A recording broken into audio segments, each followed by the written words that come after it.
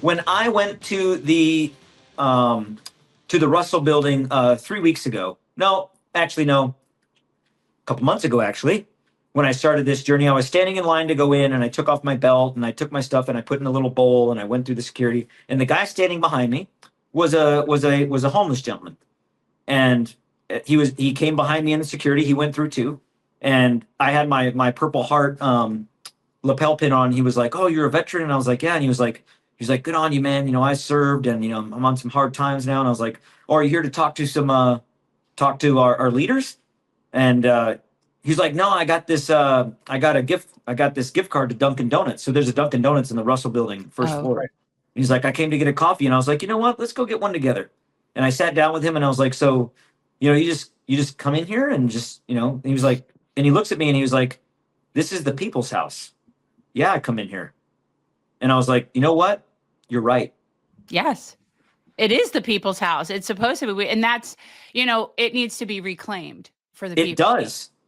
And it doesn't have to be in some January 6th way No. where the guy wearing horns on his head like a weirdo. You can do it by simply walking through the front door and walking down the halls and knocking on doors. And there is not one staffer that I have met that when I open the door and I pop in that has said, "Oh, go away." Every one of them, "Oh, how may we help you?" Well, I would Okay. like to see Representative so and so. I would like to be Senator so and so. Oh, well, they're in their office. Let me go ask them. Or they're not here right now. But would you like to take a note? And every person that I've left a note with, I have gotten a response from.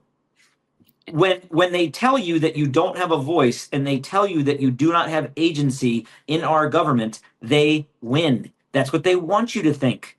Go. Go to Congress. Go to the Capitol.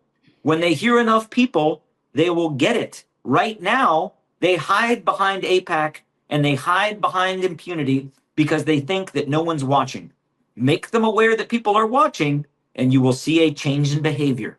I guarantee it. So I have to ask, have you gone to see my Congresswoman Debbie Wasserman Schultz, and how were you received there? I haven't yet, but she is on the list next week Mm. when I go with Doctors Against Genocide. I tag on with other groups as kind of like the 11 on the amplifier that only goes to 10. I bring it up to 11 when I go with Doctors Against Genocide, or Taxpayers Against Genocide, or other organizations. I kind of go in with them, and then because a lot of these organizations get kind of looked at by these by some of these politicians, as you were mentioning, the other people that on the Hill that think that they're so badass. And so, they talk down to doctors and teachers and others. And then I come in and I'm like, "Hey, I'm a West Point graduate. I'm a Republican. I served for 25 years in this army. And I think you're wrong. And I think that you're weak and you're supporting a genocide. And you're going to tell me I'm wrong? Okay, let's party. Pack a lunch. Let's go." Well, No, I think so. I agree. one thing that you can bring up with Wasserman Schultz is, I am sure you're familiar with the company Viasat. It's another global communications corporation. So she got in on the ground floor, apparently, of this corporation, which is now facilitating communication, I believe, in not just Israel, but a lot of places. And she has made a handsome profit of 345%. The only way you can do that is by being a criminal. There is no other way. And I would think that even if you can't get to her, it is imperative that everyone around her that is in her orbit, that works for her, everyone should know this. I don't know why we think it's acceptable. It is acceptable discourse amongst a lot of people. There was a person high up in the labor movement in South Florida that really wanted to help Jen when she ran for Congress. And she basically told him, "I'm going to blackmail you if you even think about getting it." No, she blackmailed him and with information and said, "If you do this, then I'll release this." That's what she did. Yeah.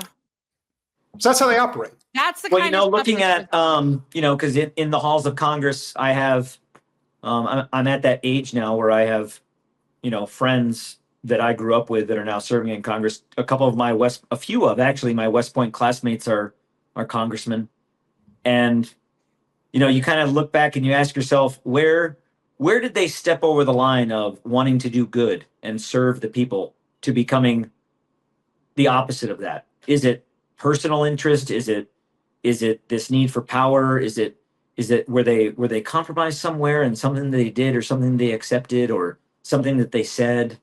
And when you look back at that and you realize that in most cases, not all, I don't know whose skeletons are in what closet, but in most cases, it's money. Yes. It's this insatiable desire to be rich and to have status and Ted Cruz, Ted Cruz in that committee meeting walked in wearing a pinstriped suit, Armani, like a $3,000 suit. I'm like, really? Like, you look like the Monopoly man. You look like the Monopoly man that didn't go to jail, pass go, who sat in jail and just let himself fall apart. You look ridiculous. And it's about this perception of power or influence or respect, and they think that they have that, and they don't. No one respects Ted Cruz. No one respects Senator Risch. They're in positions of power because they have enough money from AIPAC to buy their position. These people that are in positions of politics, not all of them, but there are many that buy that position. They didn't earn it. Anthony, since you're here, we might as well ask you. I think Charlie Kirk was assassinated because he knew how to command the flock. He was very good at it. In fact, anyone under the age of 45 that was leading Christian Zionism in the United States would certainly agree that he had as powerful a pull as anybody. Now, he was a talent. There's no two ways about it. A grifting talent, but a talent nonetheless. And he was funded by the Zionist billionaire class. And the second he decided he didn't want to be a part of that or privy to that party anymore, they decided, well, either you're going to do what we say or we're going to have to make an example of you. And so a public execution to me is not often just about getting rid of him, but also sending a signal out to anybody else who even thinks about getting out of line, considering the unholy alliance economically and politically that we have with this little state in the Middle East, that it was a warning shot in more ways than one. What do you think? My opinion, being a man of the world and seeing what the evil that people can do. Charlie Kirk was assassinated by some sort of Israeli plan to shut him up, but also to send a message to Donald Trump directly. Because look at the close relationship. Shooting Charlie Kirk is the closest you can get to Trump other than shooting one of his family members. That was a message to Trump. That was a message to America. I don't know all the conspiracy theories in terms of how it was done or, who gave what hand sign or, who did what. But I do know, or I shouldn't say I know, I strongly believe, and I will believe it until proven elsewise, that Charlie Kirk was assassinated as an attempt to send a message to others that will speak out and a message to our president to don't deviate from the narrative, Donnie. I think it was a message to a lot of people. You know what I mean? It was Sure. a message to other content creators. It was a message, definitely. Yeah, and absolutely. The only misstep is that they assume that Trump gives a shit, where you can see that clearly after the pomp and circumstance of everything, once that's not in it, he doesn't give a shit at all. Because when he was asked right afterwards, he just said, yeah, we're doing good. I'm building a ballroom. I'm building a ballroom. Yeah. Hey, Right. how are you He dealing with doesn't this? How are you dealing with the death of Charlie Kirk? Oh, pretty good. Hey, we're building this ballroom because that's what America wants. This is exactly the most important thing going on right now. I'm not an action that's taken in order to try to influence or manipulate someone doesn't always mean that the person that you're trying to influence is going to be influenced in that way, because you have someone like Donald Trump to where let's kill someone close to him that won him the election. Let's not sugarcoat it. Charlie Kirk won Trump the election. That's a fact. He would not have won that election without that mobile base. So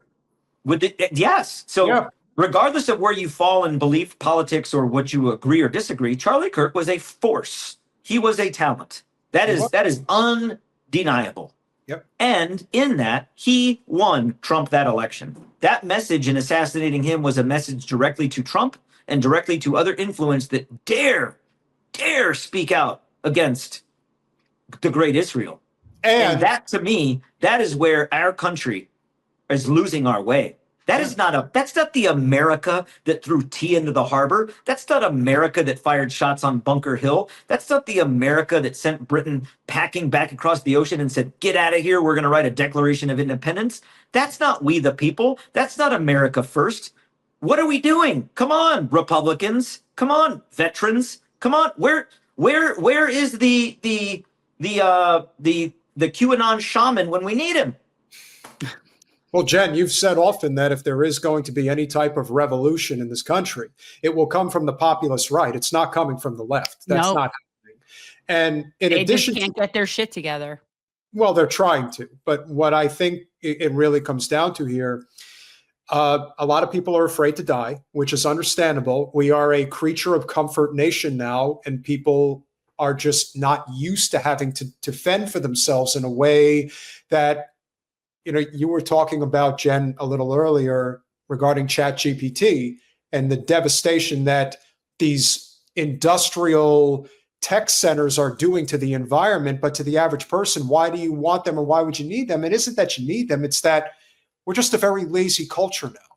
And trying to get people off their ass to actually fight is a very hard thing to conceive amongst the populace. But as the economy continues to get worse, you really have to wonder how much more they're going to put up with. Now, the one thing I will say about politics, in particular about the Democratic Party and what it has become today, the second that they sense that they can just welcome all the Zionists, Christian or Jewish, into their coalition because the populist right is pushing them away, the Democrats will welcome them with open arms. Kamala Harris will welcome them with open arms if they think it will help them win.